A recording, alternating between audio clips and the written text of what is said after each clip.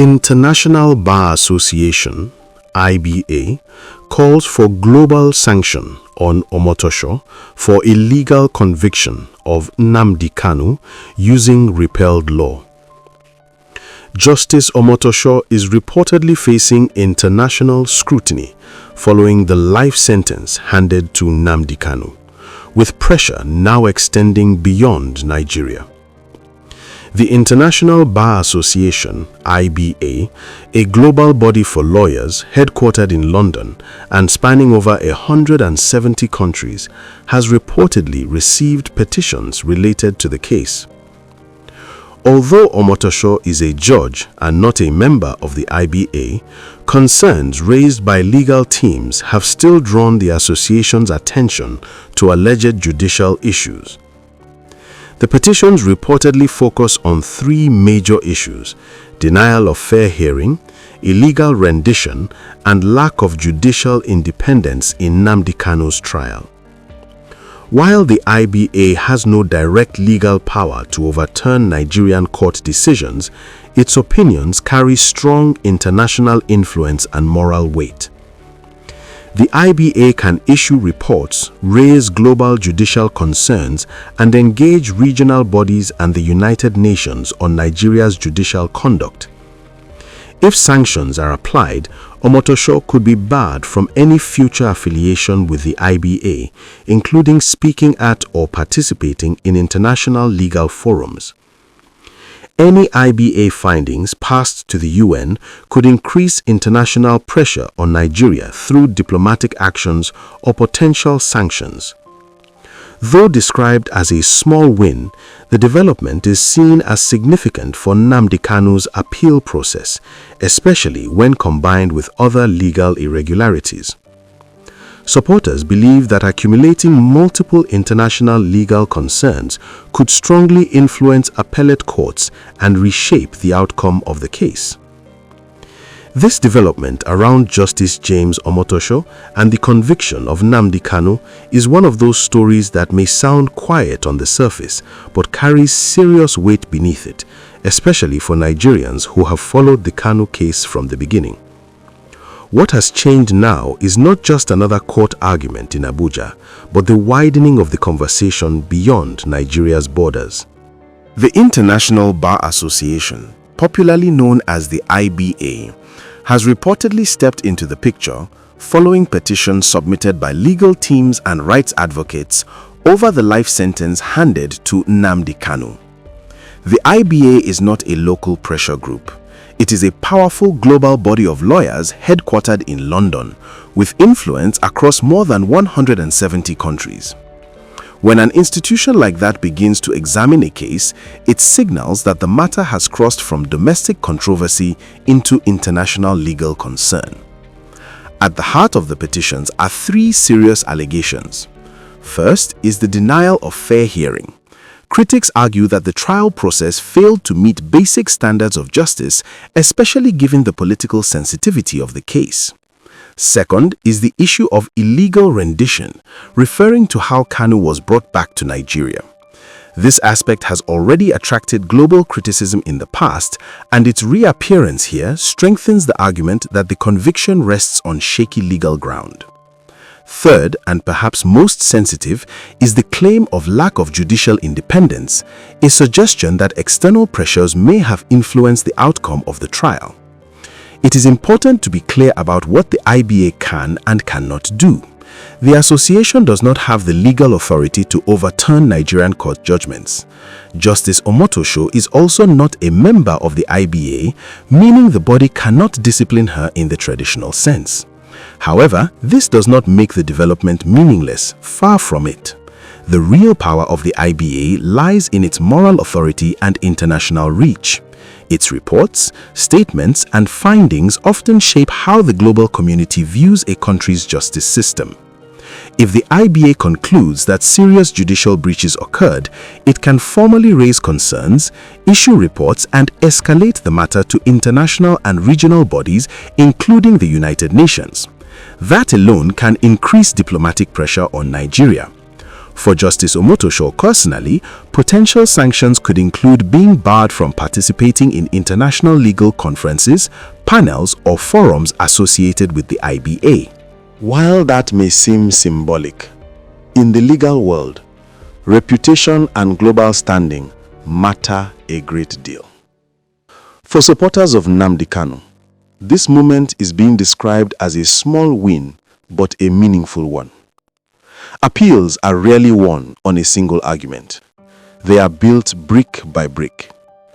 Each international concern, each documented irregularity, adds weight to the overall case. When appellate courts review the matter, they do not operate in isolation.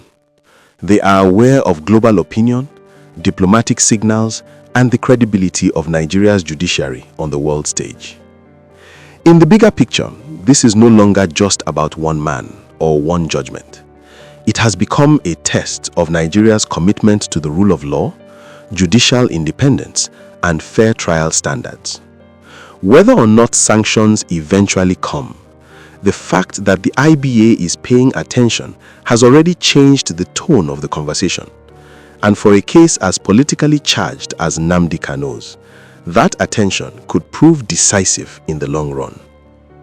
When you hear that an international legal body based in London is now paying attention to a Nigerian court case, you know something significant is happening. This is exactly where we are with the Nnamdi Kanu matter.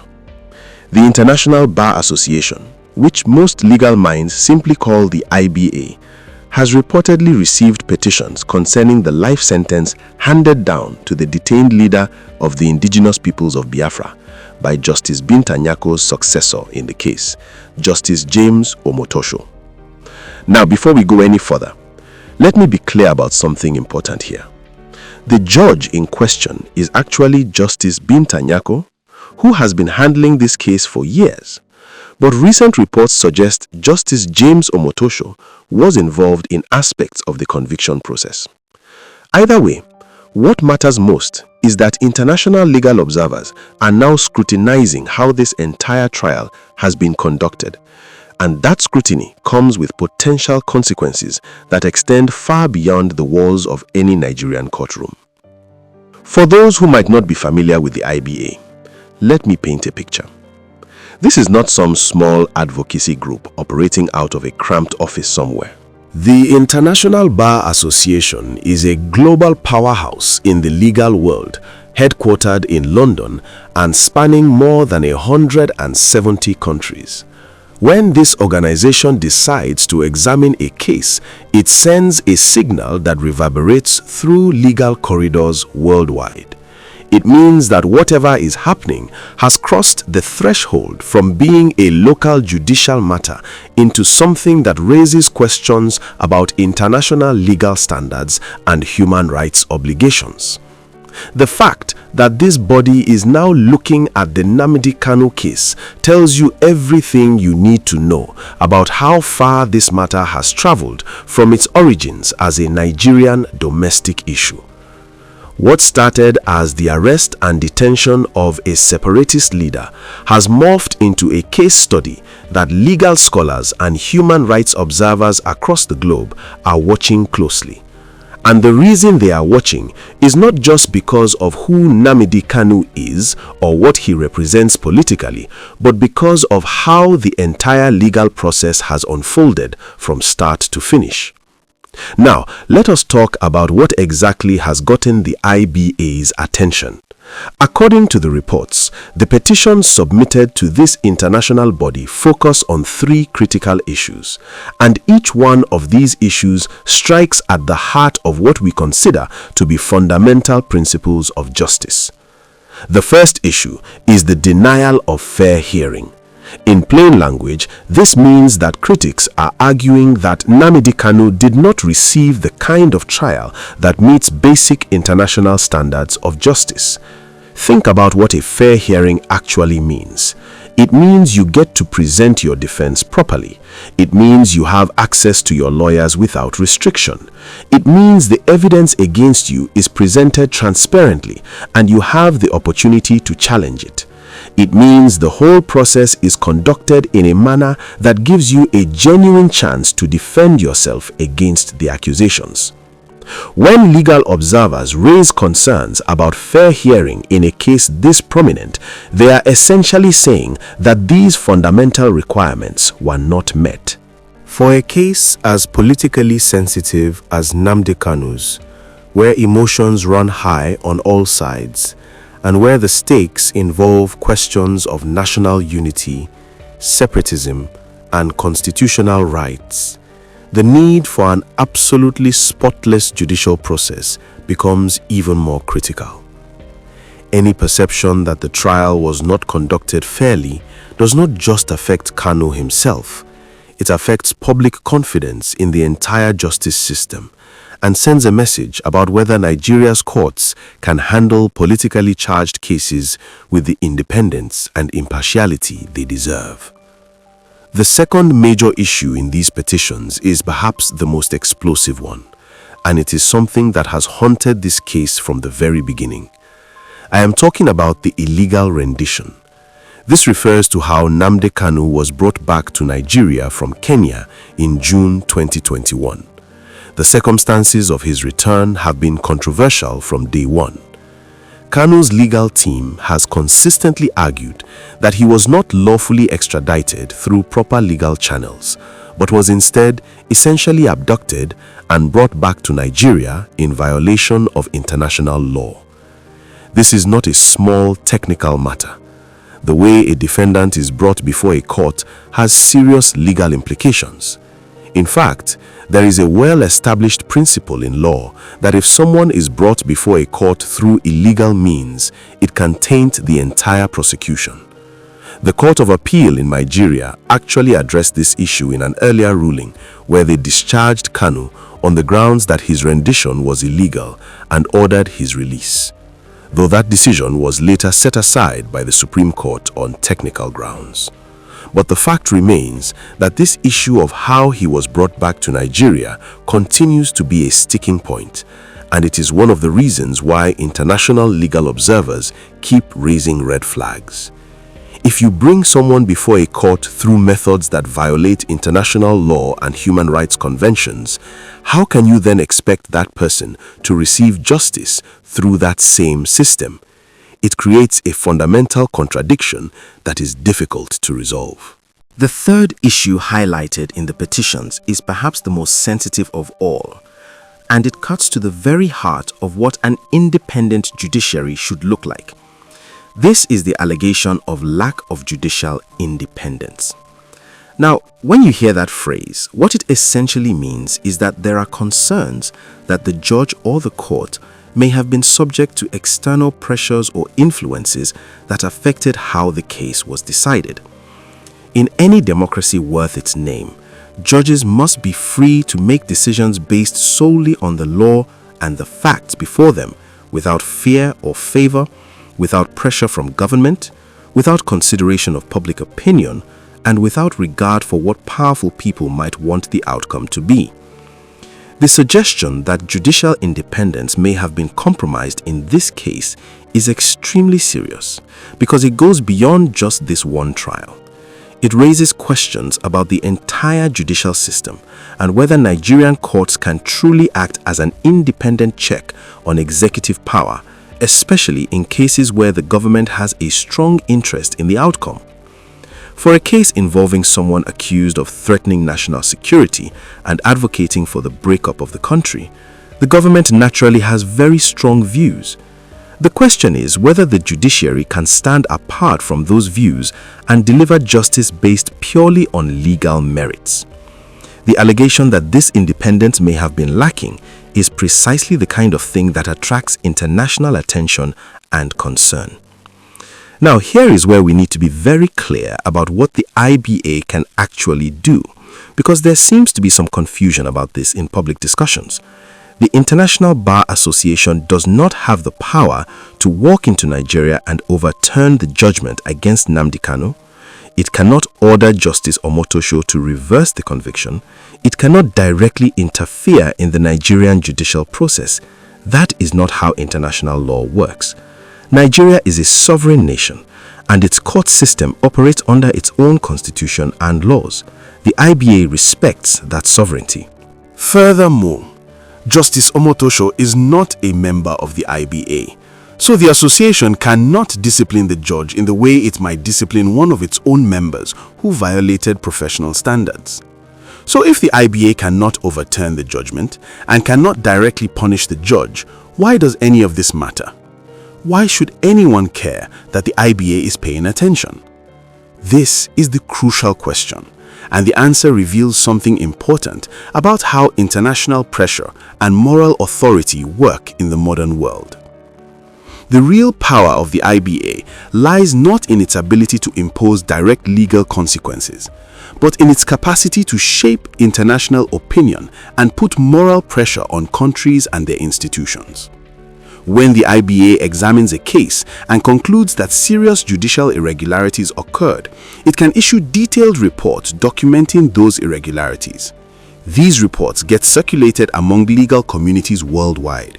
They get discussed in international forums. They get cited in academic papers and human rights reports. They become part of the permanent record of how Nigeria's justice system handled this particular case. More importantly, the IBA can escalate its concerns to other international and regional bodies. This includes organizations like the United Nations, the African Union, the Commonwealth, and various human rights monitoring bodies. When these larger institutions start receiving reports from a credible organization like the IBA, saying that a country's judicial process has serious problems, it can trigger a cascade of diplomatic consequences. Countries care about their international reputation. They care about how they are perceived by other nations. They care about maintaining good standing in international organizations because that standing affects everything from trade relationships to diplomatic influence to access to international development assistance. For Justice Omotosho personally, the potential sanctions being discussed may sound symbolic, but in the legal profession, they carry real weight. Being barred from participating in international legal conferences, forums, and panels associated with the IBA might not seem like much to people outside the legal world. But for judges and lawyers, these gatherings are where important professional relationships are built, where legal knowledge is shared, where reputations are made. Being excluded from these spaces because of concerns about your judicial conduct is a significant professional blow. It is a statement that the international legal community has questions about your adherence to fundamental principles of justice. Think about it this way. Imagine being a judge who aspires to be recognized internationally for your legal acumen and judicial wisdom, and then being told that you cannot participate in global legal forums because there are serious questions about whether you conducted a trial fairly and independently. That is not just a professional inconvenience. That is a stain on your legacy that follows you throughout your career and beyond. But let us zoom out and look at the bigger picture here, because this is about much more than one judge or even one defendant. What we are witnessing is a test case for Nigeria's entire judicial system. The world is watching to see whether Nigeria's courts can handle politically sensitive cases in a manner that meets international standards of fairness, independence, and due process. The Nnamdi Kanu case has become a litmus test, and right now, the signs are not encouraging. For supporters of Nnamdi Kanu, this intervention by the IBA is being described as a small win, but they are right to add that qualifier. Small wins are still wins, especially in a legal battle as complex and difficult as this. Appeals are not won with a single dramatic argument or one knockout blow. They are built carefully and methodically, layer by layer, argument by argument, precedent by precedent. Each piece of evidence that the trial was flawed, each international body that raises concerns, each documented irregularity adds weight to the appellate case. When the Court of Appeal or Supreme Court eventually reviews this matter again, and there is every indication they will have to, those judges will not be operating in a vacuum. They will be aware that the international legal community is watching. They will know that reports have been filed with global bodies questioning the integrity of the trial. They will understand that their decision will be scrutinized not just in Nigeria, but around the world.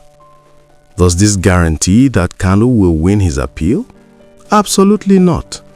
Legal systems do not work on guarantees, but it does change the context in which the appeal will be heard. And in legal battles, context matters enormously. There is another dimension to this that we need to consider, and that is what this says about Nigeria's relationship with international legal norms and institutions. Nigeria is a signatory to numerous international human rights treaties and conventions. We are members of the United Nations, the African Union, the Commonwealth, and many other international bodies.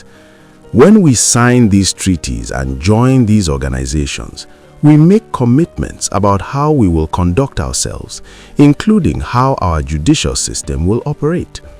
We commit to things like fair trials, judicial independence, and respect for due process. When international bodies like the IBA start questioning whether we are living up to those commitments, it puts Nigeria in an awkward position diplomatically. Other countries start asking questions. Diplomatic partners start expressing concerns. It can affect everything from how willing other nations are to cooperate with us on extradition requests to how they view our human rights record in international forums. In an increasingly interconnected world where international cooperation matters more than ever, having your judicial system questioned by respected global bodies is not a small matter. Let me also address something that I think needs to be said plainly. There are people who will dismiss all of this as foreign interference in Nigerian affairs. They will say that the IBA has no business poking its nose into how we run our courts. They will argue that this is just part of a campaign by Kanu's supporters to internationalize the case and put pressure on Nigeria. And look, there is always going to be a tension between national sovereignty and international accountability. That tension is real and legitimate. But here's the thing. Nigeria chose to be part of the international community. We chose to sign human rights treaties. We chose to join organizations that promote the rule of law. We cannot pick and choose when international standards apply to us. We cannot say we want to be respected as a nation governed by law while simultaneously rejecting any scrutiny of whether our laws are being applied fairly. That is not how it works. If we want to be taken seriously on the world stage, if we want other countries to respect our legal processes and cooperate with our courts, then we have to be willing to meet international standards of justice. And when credible organizations raise questions about whether we are meeting those standards, we need to engage with those questions seriously, rather than dismissing them as foreign meddling. The truth is that the issues being raised about Nnamdi Kanu's trial are not new. They have been there from the beginning.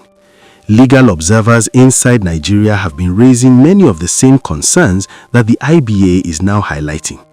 The illegal rendition issue was so serious that the Court of Appeal actually ordered Kanu's release based on it, before that decision was overturned on technical grounds. The concerns about fair hearing have been articulated by multiple senior lawyers who have observed the trial proceedings. The questions about judicial independence have been whispered in legal circles for a long time. What the IBA intervention does is give those concerns an international platform and an international voice. What happens next is difficult to predict with certainty because we are dealing with intersecting systems of law, politics, and international relations. The IBA will likely complete its examination of the petitions and issue some form of finding or report. Depending on what that report says, it may be forwarded to the United Nations Human Rights Council or other relevant bodies. If that happens, Nigeria may face formal questions about its handling of the case at international forums. Diplomatic pressure may increase. Civil society organizations, both in Nigeria and internationally, may use the IBA findings to push for Kano's release or a new trial. Meanwhile, the appeal process within Nigeria's court system will continue to grind forward. Kanu's lawyers will use every available argument, including the international concerns being raised, to try and convince appellate judges that the conviction cannot stand. The government will defend the conviction and argue that the trial was conducted properly according to Nigerian law. Judges will have to weigh competing legal arguments while being acutely aware that the entire world is watching how they decide. For ordinary Nigerians who have been following this case, what should they take away from this development? I think there are several important lessons here. First, the rule of law matters, and it matters beyond our borders. How we conduct our trials, how we treat defendants, how independent our judges are, these things have consequences that extend far beyond individual cases. They shape how the world sees us and how much trust people have in our institutions. Second, international accountability mechanisms, while imperfect, serve an important function. They provide a check on national systems when those systems fail to police themselves. They give voice to concerns that might be suppressed domestically due to political pressure or fear. They remind countries that they have obligations to the international community, not just to their own internal politics. Third, no case, no matter how politically charged, should be exempt from basic standards of justice. Whether you believe Nnamdi Kanu is a freedom fighter or a terrorist, whether you support his cause or oppose it vigorously, he is still entitled to a fair trial. That is not a favor we grant to people we like. It is a fundamental right that belongs to every human being, especially when the state is using its power to prosecute them. If we start making exceptions to fair trial rights based on who the defendant is or what they are accused of, we undermine the entire foundation of justice. Looking ahead, this case is likely to remain in the spotlight for quite some time. The IBA process will unfold over the coming months. Appeals will be filed and heard. International bodies will continue to monitor the situation.